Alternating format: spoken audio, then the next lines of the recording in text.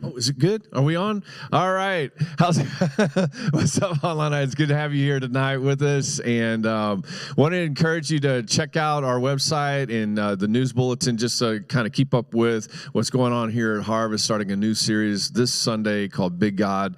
And we can't wait to get into that. How's everybody doing in here tonight? It's good to have you here. And we are continuing in our series in the book of James.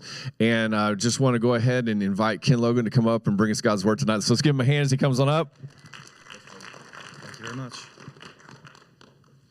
All right. Well, thank you all for being here tonight. Sorry I was a week late. It was, weather held me up. So we're going to be talking about being against pride and deception as we go through James chapter 1, verses 9 through 18. And as we should start with anything, we need to start off with a prayer here. So Lord, please tonight, first off, settle my nerves. But give me the words that you need me to say, and give us all the ears to hear what you need us to hear, because we're all here to learn more about you, to grow closer to you, and that's the whole point. We're making that step. We're doing what we can, and so let's please help us to make the most of it. In Jesus' name, amen. So, James chapter 1 covers a lot of different things. It's actually kind of an introduction to a lot of what comes in throughout the rest of the book. but we're going to be going through 9 through 18 tonight. And during that time, there's a lot of ground to be covered. We're going to be hitting wealth and humility and the impermanence of the world, trials and perseverance, the source of temptation, source of good. It's a lot to talk about. So if I get moving pretty quick, I apologize. We're just going to have to really keep rolling to make sure we hit all the main points here tonight. But we're going to start at the beginning with verses 9 through 11.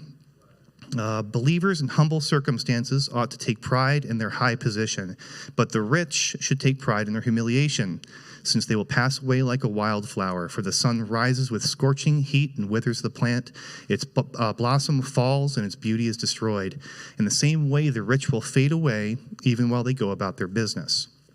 In the ESV, we have some minor variants here in that it reads that the lowly brother will boast in their exaltation, and the rich will boast in their humiliation, which is very interesting. That goes very strongly against what we typically hear in the world today. We're supposed to do basically the opposite is what we keep on hearing. So the question to start off with is, how exactly are humble circumstances an exalted high position, and how is to be rich something that you need to take pride and boast in the humility of being in that position, and also to boast of losing it if you do? Typically, we want to hold on to wealth. When we have something, if we're good at something, we want to show it off, we want to use it, we want to be proud of it. This somehow is calling us calling for us to do the opposite, and that's a challenge, especially because it just goes so against what we typically hear.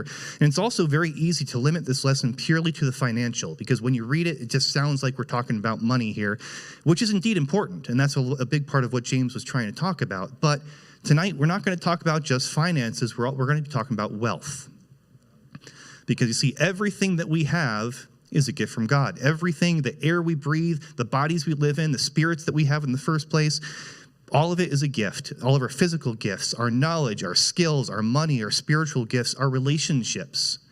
These are all things that are wealthy, enrich our lives, and they enrich the lives of others. We're also all gifted differently. We have different strengths, different areas in which we're rich, and different weaknesses, because we're all designed to be complementary. It's not supposed to be all about just one of us. We're supposed to be working together. So tonight, as we go about this, I'd like you to consider what your strengths are, what your weaknesses are. And it doesn't matter if you think that they're big or you think that they're small. No matter what it is, really, really think about it. Your musical abilities, your ability to speak, your ability to work really absolutely hard, always be a wonderful helper, being a good friend to people, being a good teacher. No matter what it is that you have, these are things that God gave you. So we need to see what God's calling us to do with them. So the first question here is also, how do we glorify God in our weakness? And how exactly is being weak a high position? Because you'd think being weak is, you're on the bottom of the totem pole. So the first answer to that is, when God provides for you, who gets the glory, right? Because in our weakness, God is the solution to the problem. He needs to be getting the glory, and that is one of the ways that being in that low position allows us to glorify God. Additionally, when God places people in your lives that help us, do we thank Him? Because God is absolutely a God of miracles, but He also puts people in our lives that enrich us, that help us, that stand beside us no matter what we're doing. And it was authored by God. He's the one who put those people in our lives. We need to be thanking Him. Again, giving Him the glory to however things are going. Because in our need, God blesses us. God does the most work where we can do the least. A good example of that is Moses. Moses was a poor speaker. He said so himself. When God first called him and said, I need you to go talk to Pharaoh, his response was, I am not the right guy for this job. I'm not a good speaker. Me and the words don't get along so well. You find somebody else who's better suited to the job. But God stuck with him, chose Moses to go be the one who was going to speak on his behalf. And then He also said, your brother Aaron is there to help you. He's a good speaker. He can back you up. As Moses went forward, Moses did the talking, but Aaron might have done some coaching. But through the weakness of Moses, God was revealed. because it was God's greatness that was revealed in what Moses had to say, the way that he said it, the miracles that were completed. It was all in Moses' weakness. God was glorified. Same thing goes with the 12 apostles. These were the lowest of the low, the social outcasts that were all chosen to be the ones who built the church. They weren't famous people. They weren't rich. They weren't powerful. They didn't have an army. These were fishermen and tax collectors, people who were generally thought of pretty lowly. And yet when they spoke, people marveled because, again, they saw God in these people. They saw Jesus speaking through them. So God's goodness and power is revealed in our weakness. Our weaknesses are a gift. Same thing goes forward. We're going to look at how to glorify God in our wealth. And how exactly is being wealthy or being rich in an area a low position? Well, first, it's important to remember that all of our strengths are fleeting. Think of the greatest athlete you can think of, Michael Jordan or LeBron James or Tom Brady or anybody, it doesn't matter. Every one of them, they get hurt, they're done. There's only the richest man in the world, a banking error could bankrupt him. I mean, no matter what position of power that you have, no matter what your strengths are, it can vanish in a moment. So it's important that remember not to glorify the gift, you got to glorify the gift giver. All of this was entrusted to us by God. It's not our own power. And as a result, we are to use our gifts, no matter how big, no matter how small we consider them, in service to him. Jesus, as he often is the perfect example. Name somebody with more power, with more authority, more wisdom, more anything. This was literally God here with us. And how did he choose to come? Just some dude. He was a carpenter. He didn't come with a grand army. He didn't come to conquer. He didn't do anything like that. He just showed up and he started doing his Father's will. Went and started healing people and helping people and teaching people. He put himself at the lowest possible spot from having the highest possible spot. The highest of highs, put himself to a position where he was washing his disciples' feet. Furthermore, the means by which his work was completed was to have the most public and shameful death in the history of mankind. There's nobody ever that has had a more public death than him, and that more people have heard about just how awful it was. So how is it that God chose to lower himself to that position? Because it was all in service to us. He put himself in that position to save us. That is the perfect example for what we're supposed to be doing with whatever gifts that we have. Gifts are meant to serve God's glory, not our own.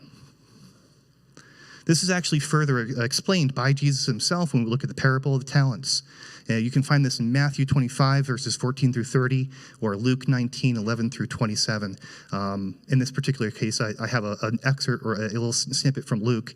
But to paraphrase, there was a prince who was going away to become a king. Before he left, he entrusted his servants with some wealth, coins or bags of gold or whatever the variation of your version of the Bible was. But he leaves, and then when he comes back as the king, one of the first things he does is goes to speaks to his servants. And the first servant comes up and says, "Lord, you gave me 1 coin, I turned it into 10. And the king says, "Well done. I'm going to multiply this. You're going to be the governor of 10 cities. The second one comes up and says, "Lord, you gave me 1 coin, I turned it into 5. Well done. You're going to be multiplied. You're going to be the governor of 5 cities. And the third one comes up, and he says, "Lord, I know that you are a hard man. You take what's not yours. I do not want to be in your bad graces. So what I did is I hid that thing away, didn't touch it, and here it is, exactly what you gave me and nothing more." And the response was, "You wicked servant. You didn't even put it in the bank so I could collect interest." So the question is, which servant are you? How are you using your gifts and the wealth that you've been provided with to serve? Or even how are you using your weaknesses to glorify God? And which gifts are you entrusted with, but you're choosing to keep hidden? Whether it's because you want to keep it for yourself or because you're afraid to use it. You might be embarrassed or whatever the case might be. You're keeping it hidden. And God gave it to you. He entrusted it to you. How are you using it? James moves forward. He moves really quick, by the way. He moves immediately from this reminder of the temporary nature of wealth and goes into a beatitude with James 1:12. Blessed is a man who perseveres under trial, for once he has been approved, he will receive the crown of life, which the Lord has promised to those who love him. Those servants were under trial. While the king was away, they had to do something, and some of them did, and some of them did not. They had to perform.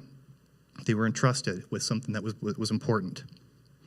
It's important to remember that trials will come, and God uses them for our good and his glory. So how do you glorify God through trials? Well, the first step is to remember that temptation's always at your door, regardless of your high or low circumstances. It doesn't matter if you're rich or poor, you're always going to be going through some kind of temptation. Some temptations, if you are wealthy, would be to have pride or selfishness or entitlement, or feeling loss if you lose it. You might be deceived into believing that it was all yours in the first place, that you earned it, it's yours. In weakness, you might be depressed. You might be embarrassed or ashamed of the position that you're in. You might be lonely, feel like nobody's there for you. You might feel that God has forgotten you.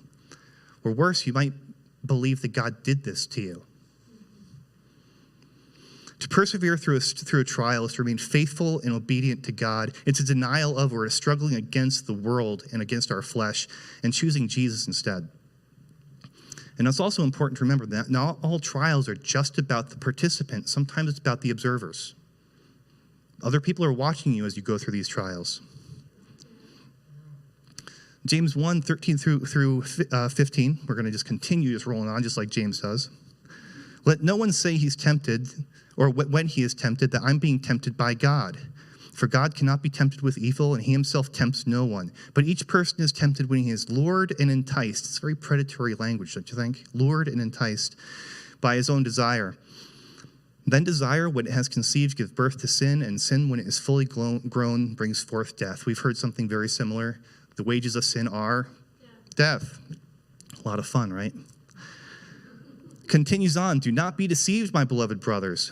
Every good gift and every perfect gift is from above, coming down from the Father of lights, with whom there is no variation or shadow due to change. God does not change, and he's always good.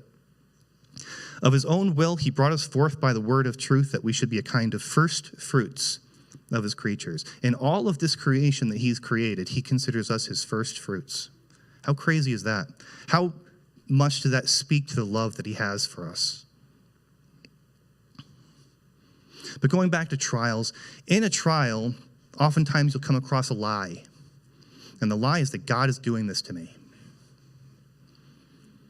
That lie is extremely dangerous because, first of all, it creates separation between you and God. If you believe that God is the one that is doing the damage to you, you're not going to want to interact with him. You're not going to want to speak to him. You're not going to seek after him. It creates a separation with the very person you should be seeking after.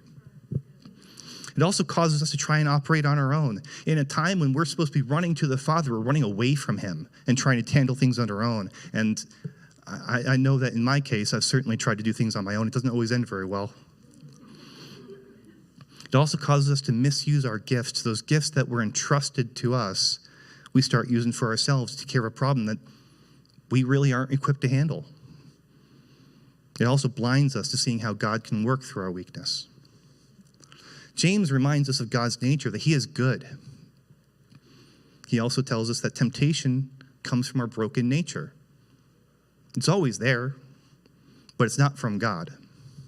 The enemy uses those weaknesses to break us down and to blind us to how good God is, and God permits those trials. But he always does it again for our good and his glory. You got to remember, God's always trying to grow us. He's always trying to grow us closer to him, and growth is not easy. But trials are often one of the best ways that we can grow because we get stretched in all kinds of awful positions. It's very uncomfortable. But despite that, we need to continue to seek God in the midst of trials. We actually have a wonderful example of this in an entire book called the Book of Job. Now, this is going to be the extremely abridged version, so please excuse me if I miss some of your favorite parts. But basically, the story goes that Satan was walking in the midst of the angels, and God's before him, and God says, "Have you seen Job? There's no one like him. He's righteous. He's wonderful. I'm so proud of this guy." And Satan, unable to resist the opportunity to try to prove God wrong, says, "Oh yeah? The only reason that he is so good to you and the only reason he's so devoted is because you bless him. You take those blessings away, he's gonna curse you to your face. So God says, all right. Job ends up losing everything. He loses his family. He loses his wealth, of which he had a lot of family, a lot of wealth. He was a very, very well-respected man. He loses his family, loses his wealth. He loses his health. Walks around with boils. This dude was brought as low goes. And his friends arrive to console him. And for the first little bit, they do a good job because they don't open their mouth. But then they do. And when they do, they end up accusing Job of being the cause for this. They say that your sin is causing God to judge you. And Job defends himself. He says, I didn't do anything wrong in the first place. And instead accuses God of attacking him unjustly. Do you hear the lie? God did this to him. God's doing this to him, right? That's not what we know because we have perspective in the beginning. That's not the case, but they don't, and that's where they go with it. You can definitely hear the whispers that are going in both sides of that ear. So God then arrives after Job had been appealing and saying, God, I want you to tell me what's going on here. And God arrives and gives Job some perspective. And the first thing he says is, you don't have a clue, man. There is so much going on that you can't even fathom what I do. You can't even fathom who I am. And Job shuts up. But then somehow God declares Job as righteous. He definitely didn't handle the situation right, but Job was declared as being righteous. And God also never explains why the trial occurred. He doesn't have to. I think that's part of the point. God does not answer to our accusations. He doesn't answer to our judgments because he is so far beyond anything we could ever try to even come up with. His ways are way different than ours, and they're way better. So that brings us to another question. Why was Job righteous in God's eyes despite being imperfect throughout the trial? Because we often are also imperfect throughout our trials, right? So let's look at that. First thing to remember is that every man involved with this, they all knew a lot about God. That's one of the biggest things I struggled with when I was reading through the book of Job, is that I kept on reading these things, and they were talking about how God was so powerful, and he was so just, and he was so good. And I'm like, yeah, that's right, he is. He's all those things. And yet they keep on coming to the wrong conclusion somehow. They were inflexible on both sides. The friends were convinced of Job's sin, and Job was convinced that God was attacking him unjustly, and neither one was going to move from their position because they thought they knew God. They thought they knew what was going on. Both sides thought that they could judge God and his justice. But Job alone continued to seek God. The friends thought they had it figured out. Job kept on saying, you don't. God, what's up? Why are you doing this to me? No, he was making the wrong accusations, but he continued to seek after God. Abraham was another one that got stuck in a bad situation. He was supposed to sacrifice his son Isaac, and in the last second, God saves him from this decision, and his faith was counted as righteousness. I think that went with Job as well, because even though he kept on questioning God, why are you doing this? He still kept turning to God. He still kept seeking God. And God was there all along in Job's trial. The ultimate result was that the relationship between God and Job improved. Because prior to, Job was a wonderful, outstanding example of who we need to be. And he was serving the people around him. He was probably serving and teaching the very friends that came and judged him. And then he was brought low. And in being brought low, he had an opportunity to learn a little bit more about God, about this person that he thought that, or this God that he thought that he knew so well. Turns out there's a lot more to him. It also set an example for the friends to see. They got to see firsthand just what happens when God shows up and says, yep, he's right and you're wrong. Here's where we're going to go from here. I think God never obviously says why Job went through this trial, but it created a story that generations upon generations of people have read and learned from and had an opportunity to learn about God from. I think that might have been a big part of it. Think of how untold number of people have heard this story and learned more about God because of it.